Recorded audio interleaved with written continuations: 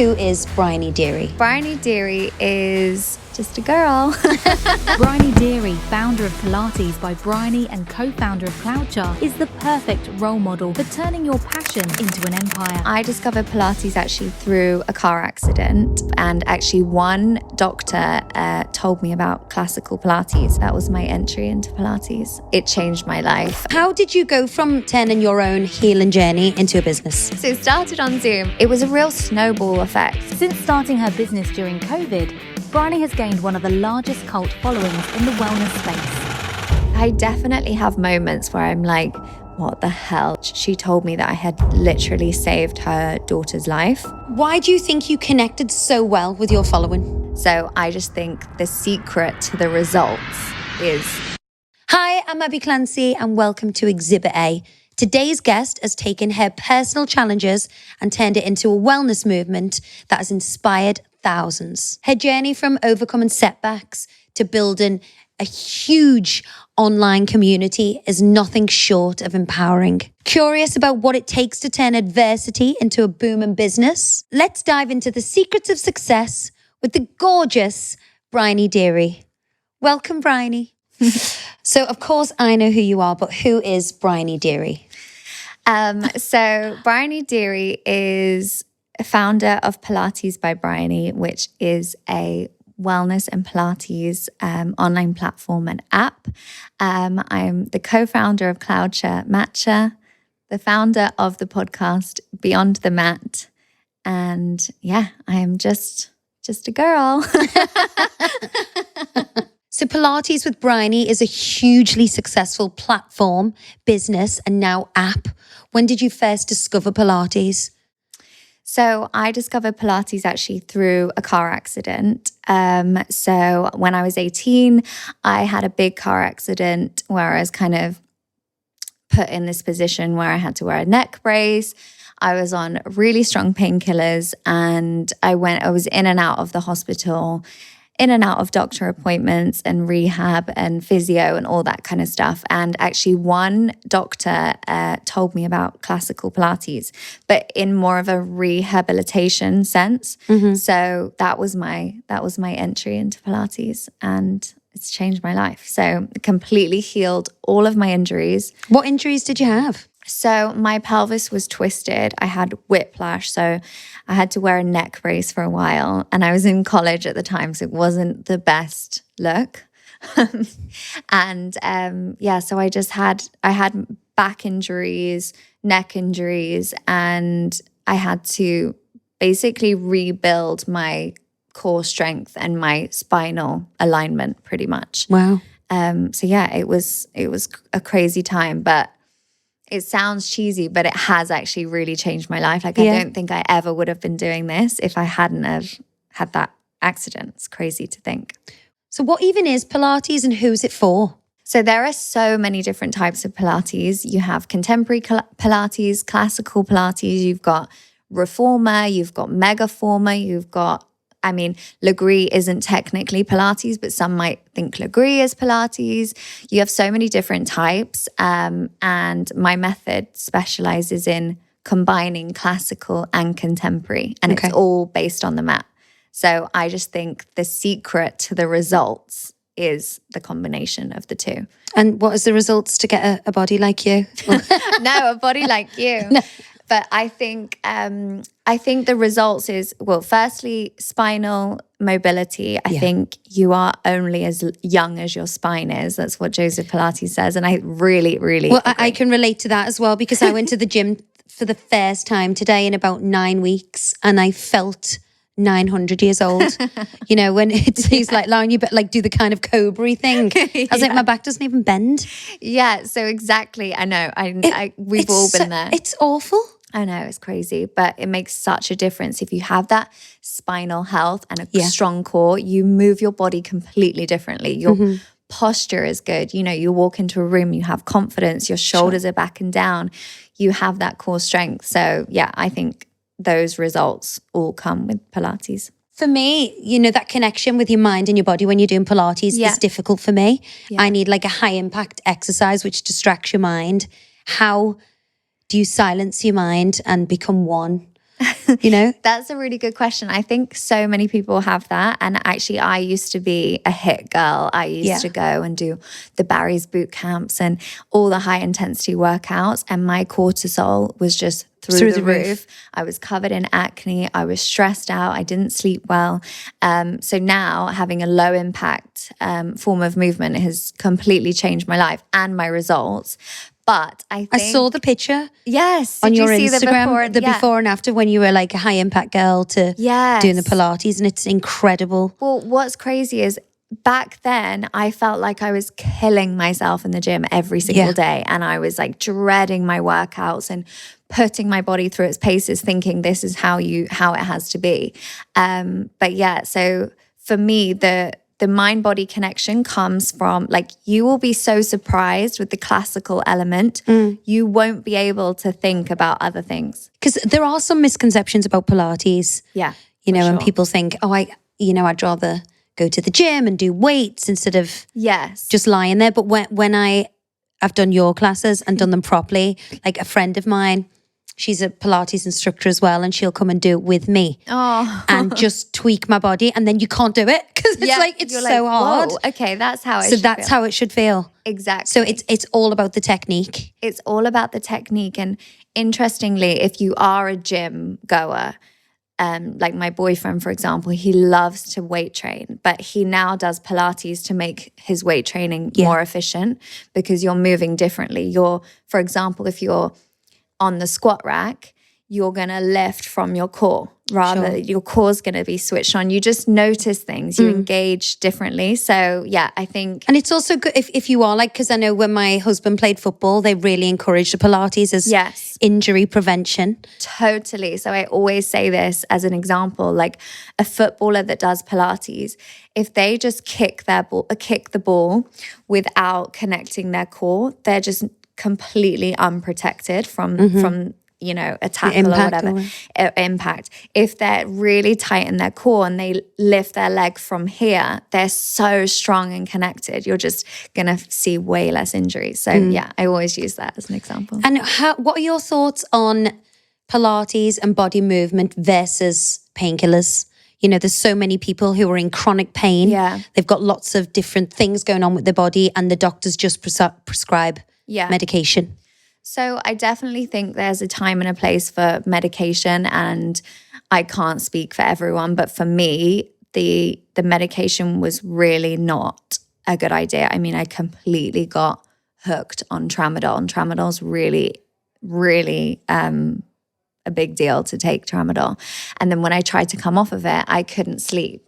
And when I was taking it, I was in college, fast asleep in lessons. Wow. So it had such an impact. And for me, it just really didn't work. And I've been lucky enough to heal my body naturally. And now obviously having arthritis, I heal that the natural way, but it's not for everyone. I mean, some people, I was told that I should have injections twice a month to deal with the arthritis. And for some people that's the right route. But for me, I would rather do Pilates and infrared saunas and ice baths and all these things and try and it's a lifestyle, isn't it? Yeah, completely. It's a lot of people turn to Pilates as a part of a healing journey. Yeah.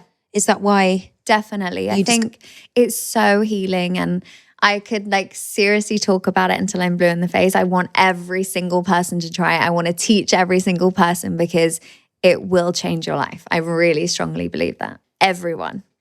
Well, I've seen the testimonials on your website, and the results from people are just magnificent, and they've said you've changed their lives, which is amazing. Oh my God, I seriously have the best community subscribers ever. So yeah. So how did you go from turning your own healing journey into a business? So to cut a really long story short, years down the line, so I had my car accident when I was 18. I'm now 32. So I launched my first Zoom class in May 2021. So I think I did that. Did you? That was in lockdown. You're one of the people I begged. Poor thing. We did it all. The whole family. We were all doing it. I actually, although lockdown was such a terrible time for a lot of people. Yeah. we had some great times, I know. It's when you look back on those moments when the family, all together, and you can't do nothing else, and you were at home cooking food and banana bread. Banana bread, yeah. I was one of those. Yeah, doing Pilates. Exactly. But yeah, so then I just decided, okay, I'm going to go on Zoom. And that was actually the best thing that I could have done. And I really urged like all Pilates teachers or fitness trainers, I think, starting on Zoom, it sounds counterproductive, but you really find your voice. I was so shy before all of this. I was like just the shyest person in the room. And then teaching through Zoom, I just found my voice, found my cue. So it's a really good way to train yourself to teach through Zoom, because you have to be so precise with your cues. So yeah, started on Zoom and then so started on Zoom. I was doing 2 live classes a week. And as I said, you were probably one of the people that I begged to join. There was like 10 people on my first one. And then slowly but surely I was having like 100 people join twice a week. And I was thinking, this is quite a lot, I think, like for a Zoom class. And so then I went from basically being completely broke to making quite a lot of money each week from like 2 hours of my time. Basically, I did these 2 classes every week. And then it started to pick up and pick up and pick up. And then I thought, okay, I need to do a January challenge. Like everyone is in this like health and wellness mindset in January. So I did this big Although challenge. not in our house, because it's my son's birthday. Oh, no. It's my birthday. It's God. Pete's birthday. Is it? So Feb is our month, so you need to do a February one tailored for the Crouch clan. Crouch challenge. Yeah, exactly. So yeah, I jumped on the kind of January hype of fitness and did this big challenge, and I had 550 people sign up, and it was expensive. Like it was an expensive thing. So that month, my life changed. I never made that amount of money ever in my life. And I thought, okay, I've got something here. I need to keep this going. But it was pure chaos. Like when I think back, my laptop was like hanging off of my kitchen table. Like my kitchen was also my living room, my studio. Like I had this tiny studio flat. But yeah, I mean, it just snowballed from there. So how does it work? So people were signing up for your classes. Yeah. But they were signing up. I used Zoom, I used a booking system, and then I did these live classes 5 times a week. So it was 5 times, so 25 classes in this challenge. And then I recorded them at the same time, uploaded them onto Vimeo. And I did like really funny things, like I emailed everyone the same code to log in because I couldn't figure out how to like manage it. And I was like, hey guys, this is your unique code. That's incredible, though. It wasn't, but I just figured it out along the way. But yeah, it grew. I still can't even do a Zoom meeting. Oh my God. After all these years. Like if someone says, can I do a Zoom? I'm like, oh no, I can't do it. If I touch anything tech, it just dissolves. I know. And I feel like I've like backtracked since then. But yeah, and then it just spiraled. And then I did a February challenge and a March challenge and kept going. And then I filmed like 50 classes in 1 month and launched the app. But I think the unique thing about it is it's, health, wellness at your convenience. You know, for me, when I see the gym classes at the gym and I'm like, 8 o'clock, I can't do that. I'm on the school run. Yeah. Anything later, I'm in work. And then at nighttime, I'm not going to the gym at night. I'm done. So the great thing about yours, you can do it wherever you are in the world, whatever time of day. If you've got a new baby, you can put the baby in the little car seat next to you or its little chair and do your workout. Exactly. And I think... And it's cheaper than a gym membership. Yeah, it's much cheaper than a gym membership. But also, I think the results come from the consistency. Of course. Your lifestyle doesn't always allow you to be consistent and to go to the gym or to, do that. Like, it's not realistic. So I want to try and add as much value as possible to this app to bring the consistency, to bring the accountability and just make it easy for everyone to just do it around their schedules. Why do you think you connected so well with your following? The only thing I can think about is that I never knew it would come to this, if you know what I mean. Yeah. So I had no following when I started doing it. So it's organic, authentic. Yeah, it's such an annoying thing to say, but I really think it it was just quite natural. I mean, I was just posting. It was a real snowball effect. Like I was posting 10 people that had joined my class, and I was like, yes, guys, thank you so much for giving me your energy, tagging those 10. And then those 10 would share. And then it just, and then their friends would be like, who's this class that my friend keeps joining? And then they would join. And it's crazy, the effect of word of mouth. And it happens way quicker than you think. And I think, but not for everyone. So it must be something special that they're buying into, because I think when something comes from a real place, it's obvious. And obviously with your journey, how you got in, how you discovered Pilates, the fact that you're a Pilates freak, love it. And it's your life. Yeah. It's all people buy into that authenticity, I think. And that's very important. I think a consumer can spot a sale a mile away. Well, thank you. That's so sweet. But I think that goes back to the book that I mentioned, Start With Why. I think you always have to really believe in what you're doing and not think about the numbers or the sales, and just think, okay, am I adding value? What can I do to add more value? How can I, help someone? And I think I'm so lucky with this platform that I can talk to someone and really help them and make a difference. And I don't want to create a wishy-washy app that someone just forgets to cancel and just has on their phone for years without even realizing. I want this app to really change people's lives. And I think just everyone kind of coming together, it just has such a snowball effect. Last weekend, I did this accountability Q&A thing on Instagram, and I was able to set up 2 people that had just moved to Portugal that didn't know anyone, didn't have any friends. And lovely. They're now going for coffee, and they've both messaged me saying they're so happy they now have a friend. Social media can be so good in that way. For all the negatives, I think there's so many positives that and it just comes back to that sense of community again. It's obviously super important to you. Yeah, definitely. What do you think the key to building a strong digital community is? I think, as well as doing all the classes, that's fine, but you have to actually show up as much as possible in person. So whether it's doing community walks on a Sunday, like we do, or whether it's doing catch-ups with your cup of tea and your matcha and you just sit around and chat. And, I think I've also got a founders club. So it's my OG members, they're on WhatsApp with me. There's 40 of them. And they WhatsApp me every single day. And they're best friends. These 40 people have come together, and it's this huge, powerful group. They're going on holiday next year together. And I think really giving people your time, you have to do that. You can't expect them to give you everything. You have to give back. So I think, has it got too big to the point where you can't give that same amount of time?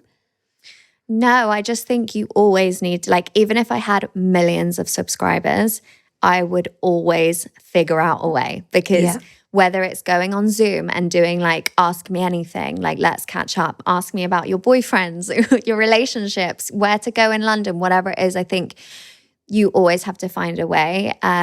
Community is such a big focus for us, especially this coming year. So you have to be creative and figure it out. And I think when you start from nothing and having no financial backing whatsoever, you are forced to be creative. And I think it's such a good thing. How much did it cost you to set up?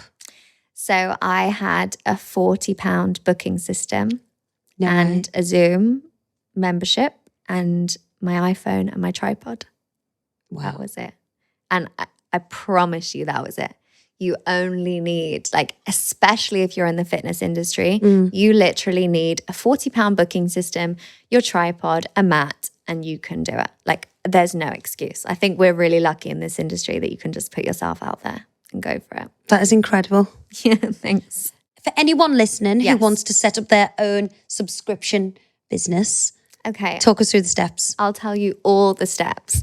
So I would start by getting a Zoom membership. Yeah. I would get a booking system, an online booking system. I used Instabook. Okay. I don't know if that's still there, but literally a simple booking system which you connect your Zoom to. Okay. Get yourself a tripod and just start. Like, don't overthink it. Don't think it has to be perfect. My original first ever classes that were like filmed from my terrible iPhone hanging off my kitchen table, they're still on my app and they're still popular. So I just think, don't overthink. No one cares. They want to have a good workout and that's all they're worried about. So just go for it. And then start teaching, gift your time as much as you can. Like, I reached out to a few people that had a big following, just tried my luck. Some people never responded. Some people did. You know, just put yourself out there, go for it. And what's the worst that can happen? Like, nothing matters. Like, just go for it. Don't worry about the small stuff, I promise you. Like we were just saying, nothing but health matters. So just go for it. If you have a dream and a passion, just do it. Get it. Every single person on this pod has said that. Yeah. Who's successful. They've just said, just do it. Yeah, because you're never ready. Like I could come up now with so many reasons to stop or to wait or whatever. Yeah. You're never ready and you just figure it out along the way. So I would actually, if I were you, I'd set yourself a date. I would put it out there so you can't go back on it. Yeah, true. What strategies helped you grow your subscriber base in those early days? And have you had to adapt these strategies now? So definitely gifting my time, training people with bigger followings, that helped. So I trained someone that had even like nothing huge. Like one of my friends had maybe 4,000 4,000 followers, but she just had a baby. And I was like, okay, perfect. I'm going to get her in the best shape of her life. And I did. And everyone was asking her, what the hell have you done? You look incredible. You seem like a different person. And then it snowballed from there. And then I asked someone who did have a big following, Nadine Leopold. I always say her name because she's just the best.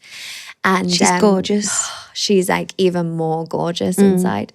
And I taught her on Zoom. So it just picked up. And I think gifting your time, you have to be able to gift your time. Yeah. And we're lucky that it's not a product that you have to like pay out for. It is just your time. So just make it work all hours and just go for it. How quickly can you see the results? Is it just you do Pilates every day, or is it other factors? Is it your diet, your sleep, alcohol? Yeah. So, I mean, I am like the biggest advocate for balanced living. Like I posted the other day that I was having a burger and I like to drink margaritas and go out and all those kind of things. But I also like to do my sauna and ice bath and Pilates. Yeah. So I definitely do believe in this 80-20 thing. You have to sleep. I think sleep is so important. Yeah. And you can't eat like shit every day. You have to think about your health. But I think food is fuel, and a big misconception is that you have to eat less to look better. And this toxic diet culture, I really don't agree with it. You eat a lot. I eat 3 meals a day. I always look at your snacks. Instagram and I go, I'm going to make that. I'm going to have for my breakfast. I eat so much. I eat more than my boyfriend. He's like, what the hell? Like, where are you putting this? I'm like, no, I'm training my metabolism. It's a real myth that you have to starve yourself. And also you'll notice that you'll get way less bloated and you'll see other benefits of really fueling your body. So yeah, you have to eat well, a balanced diet, sleep. Obviously, genetics play a part. But I will say that I do think you can get the most incredible results from using my app for, let's say, a month. Okay. Yeah, I really believe in that. It's quite a statement, but no, it's not. I back myself. So you were doing your classes in lockdown. They became more and more popular. When did you think, oh my God, this could be a business? This could be a huge business? When I did the January challenge, financially I made like maybe quadruple what I've ever made in a whole year in 1 month. And it like blew my mind because I was broke not that long before. So that was the point where I thought, oh my God, like I have to be smart with this money that I've made. Like how can I use that to invest in my own business and my own future? So that January moment was like a real turning point. What did you do to invest that into yourself? So then I invested it into the next challenge and the next challenge and the next challenge. Meanwhile, I was creating the app, which obviously I had to pay for. So like filming, a videographer, I was like, okay, I can't use my tripod on my iPhone forever. So those kind of things I was just. And is it expensive setting up your own app? There are ways that you can spend a fortune on your own app, but there are also white label companies that you can use, Vimeo. Which would be like a template. Exactly, a template. So there's Uscreen, there's Vimeo, and it's honestly so easy. So I think it's really available and they do payment plans and things like that. So I think you'll be surprised at how affordable you can make it. And was this all your idea? Were you doing all of this on your own at this point, or at this point did you bring anyone else in to help you? I was doing this all on my own. I was like so on my own. I was single. I was working nonstop in my little like studio apartment, and I was like sacrificing being socializing with my friends and all these things. So I was very like in my head down moment. But yeah, I think you see, I wouldn't know how to do that. I wouldn't even know where to begin. You 100% would. You just find a way. You find yourself in a situation, then you're like, right, I'm going to do this. And you just get this like inner power. And it must be so good for your confidence when people are showing up for your classes and, you know, there's that appetite for you.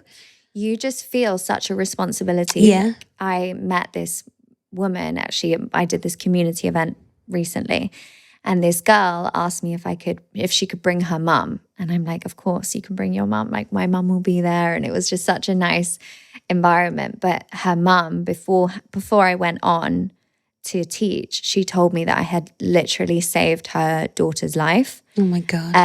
And yeah, it was just, and then when I went to teach, I could not stop crying when I was introducing it. But you feel such a responsibility. It sounds weird because it's like you're only a Pilates teacher. And like sometimes you can like take yourself to that, but actually like every single day I get messages from people saying, you've changed my life. Like I now have a purpose. I have more confidence. I have more self-worth. And I feel like a different person in like a boardroom meeting or, you know, with my boyfriend, I'm standing up for myself or whatever it might be. So I think you realize that you have a responsibility and it gives you this drive and energy and you become like a bit of a tribe. Yeah. We get that with the therapy coach that we do. You know, me and my husband were sitting on the couch having a laugh and we get messages of people saying, thank you. And this one. We get people saying, you know, I'm in hospital, I've got terminal cancer and you're making me laugh. Yeah. Or, you know, I've just split up with my boyfriend, you know, I'm so upset and you're making me laugh. And it's that kind of responsibility. If you can put a smile on someone's face or make them laugh or turn their life around for the healthier option. Totally. And those moments when you are probably sitting there thinking, oh my God, I'm so stressed, we've got so much to do. And then you read that, you're like, oh, I no, know. It's my favorite. It's my favorite thing when I get those messages. I'm like, God, this is what it's all for. But you two are hilarious. Thank you. You were made for a podcast. Thank you. I really mean that. What were some of the biggest sacrifices you made when you were building your business? I definitely think socializing, like that took a backseat. I think you just make it work. And Emma Greed actually talks about seeing your life in, I think it's thirds. She looks at it like a third of the time you're going to feel okay, a third of the time you'll feel great, a third of the time you'll feel not so great. But in all different areas, like whether you're a mum or a businesswoman, you can't be all things at once. So I think you do naturally sacrifice things. But I don't have one single complaint. I feel like the luckiest person ever. And yeah, there's no negativity whatsoever. You do naturally sacrifice things, but it's part of the job. Did you face any challenges early on? Yes. So tech-wise, apart from the honestly, laptop hanging off the... I was like, losing my mind over the so I had 550 people that had paid me £200 for a challenge. And the first video, like day one, it was like, I was doing like 20 minutes, 45 minutes, whatever. The first one was a 20-minute class, and it had taken like 12 hours to upload this video. Oh, I know. And I was sitting there at the computer like, please. And it was just like not moving. And I thought, oh my God, like I've just got all this money from all these people and I'm not doing it. But I was like calling millions of different people, and actually someone I didn't even know very well helped me like until like 1 a.m. Oh my God. I know, so sweet. So I never had any idea that it was going to scale like this as quickly. So I think keeping up with that was quite a challenge when I was just on my own. So yeah. So you moved from the online classes to the app. Yes. Let's talk a bit more about the app. Yes. What does that offer? So the app offers, this is my little sales pitch, between 5 and 50-minute classes with equipment, without equipment. Can you do a 5-minute class? Yeah, I promise you. Like, for example, if you, on the days where you don't think you've got any time whatsoever, and maybe you're on holiday, you're running down to the kids to breakfast or whatever, you could do a quick ab session. And then on the beach, you're going to feel that bit better, that more confident. Or maybe you've got 5 minutes in between a meeting and you're working from home. If your mat's already laid out, you can do like, I say it's like Pilates snacking. So you can snack throughout the day and do these quick 5-minute classes. And by the end of the day. So and you've also got sound baths, breath work, recipes. I upload new sound baths, new breath work, new recipes every week. So you have so much on there. I want to create this like one-stop shop for everything. Yeah, it's incredible. Yeah. You are my go-to for healthy things. I love it when we're doing like our voice notes and DMs. I know. I'm like, will you just put that body away, please? No. One thing you wish you would have known before starting? I don't know. Like, it sounds cheesy, but I do feel like if I had known so many things, I maybe wouldn't have had the confidence to go ahead with it. So I think sometimes ignorance is bliss. And also with these small hurdles that you almost like get over or accomplish, it builds that confidence. So bit by bit, if you achieve something you didn't think you were going to, you're like, okay, I've got this, on to the next. So I wouldn't change anything. And are you celebrating these small wins? Do you look back and think, oh my God, look where I've started to where I am now? I definitely have moments where I'm like, what the hell? Like I don't know, like I was in LA recently and someone will stop me in a coffee shop and be like, I have your app. And I'm like, what the hell? That is crazy. Or random places. Or my mum was on a flight the other day and someone went over to her and said, you're Bryony's mum. That is so funny. She was like, yes, I am. Oh, that's so nice. I think like moments like that are really special, but it's not like I celebrate them and think like, go me. No, because sometimes you can just get carried away. Yes. You know, that busy and that focus, you don't you don't stop and go, oh my God, I've done all of this. To be honest, like and again, this sounds really cheesy, but every single day I think, oh my God, like I am so lucky. I'm so happy. Like my life is amazing. I think that every day. But it's the dream job.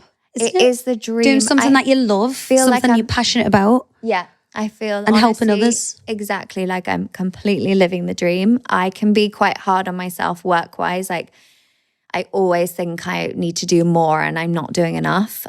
So yeah, maybe I should celebrate a bit more. Definitely. And you're doing your wellness retreats. You've been working with Dior. Yes. Lots of amazing brands. I know. How did that all come about?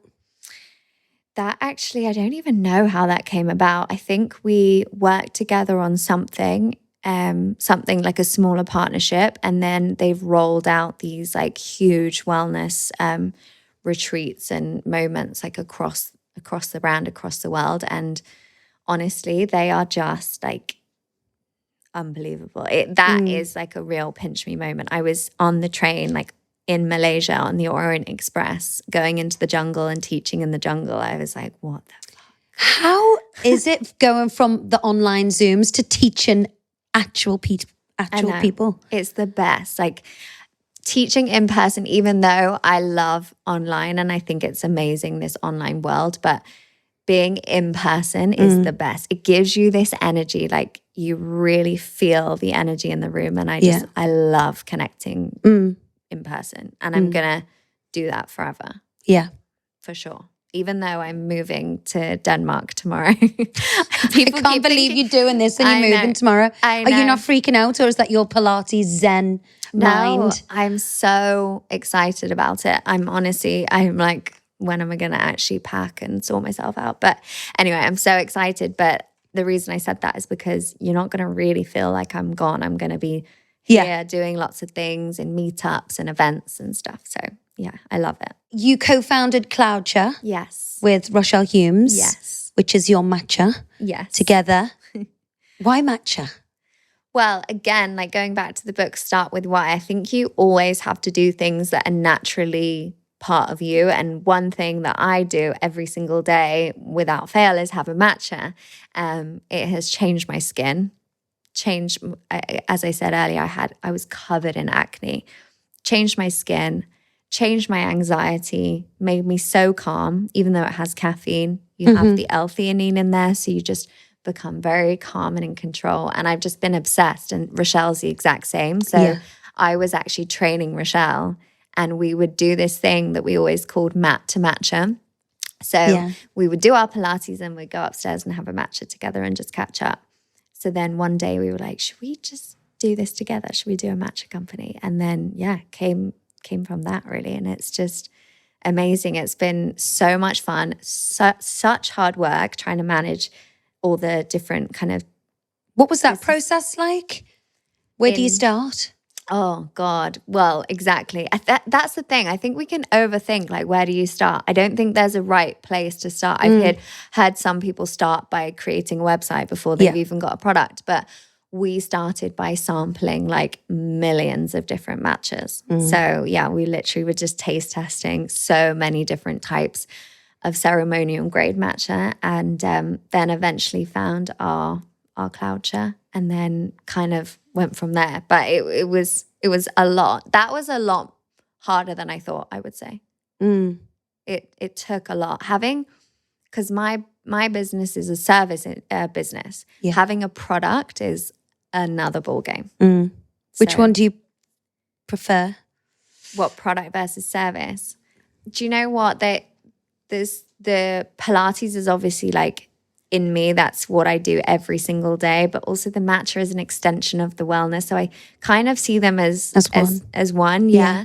And also I'm learning so much with the product thing. It's less natural to me in that sense. So it's good to learn and to develop. How long does it take to become a Pilates instructor? Because there must be people listening to this, going, because if you started when you were 18. Yeah.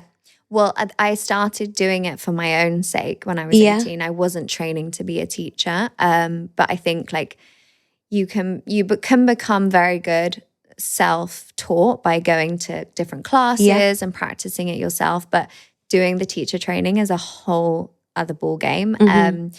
But there's a lot of courses out there. You can do like a 3-day course, which I would not recommend. It takes a lot. Like you could do anything from 3 days to 3 years to 6 months to, but definitely don't do the 3-day course. Go all in. And if you're going to do it properly, become classically trained. You can do classical mat in a shorter period of time than if you do the full apparatus and everything. But whatever you do classical first, and then you can add on contemporary workshops. Running multiple businesses and projects, how do you manage time to stay focused? So time management, I'm obsessed with time management, and I always ask how everyone manages their time. And well, can you teach me? Because I just can't do it.